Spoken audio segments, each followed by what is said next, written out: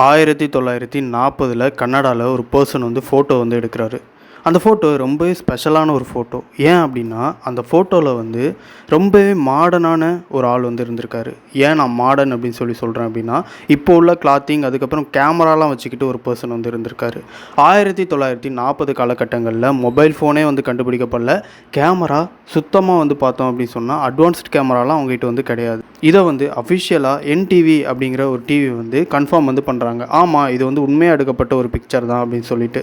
Time travel அப்படிங்கிறது ரொம்ப மிஸ்டீரியஸான ஒரு விஷயம், எல்லாருக்கும் ரொம்ப பிடிச்ச ஒரு விஷயம். இந்த மாதிரி நம்ம டைம் ட்ராவல் வந்து பண்ணலாம், டைம் ட்ராவல் பண்ணி நம்மளுடைய கடந்த காலத்துக்கு போகலாம், யாரை பார்க்கணுன்னு நினைக்கிறோமோ அவங்கள வந்து பார்க்கலாம் அப்படின்னு சொல்லிட்டு. அப்போனா உண்மையாகவே டைம் ட்ராவல் இருக்குது அப்படின்னு சொல்லிட்டு வந்து எல்லாராலையும் வந்து நம்பப்பட்ட ஒரு ஃபோட்டோ தான் இந்த ஒரு ஃபோட்டோ. நீங்கள் டைம் ட்ராவல் பண்ணணும்னு சொல்லிட்டு நினச்சிருப்பீங்க. எந்த காலகட்டத்துக்கு போகணும், யாரை வந்து பார்க்கணுன்னு நினைக்கிறீங்க அப்படின்னு சொல்லிட்டு கீழே வந்து கமெண்ட் வந்து பண்ணுங்கள். தேங்க்யூ ஃபார் வாட்சிங் ஃபேமிலி. பை.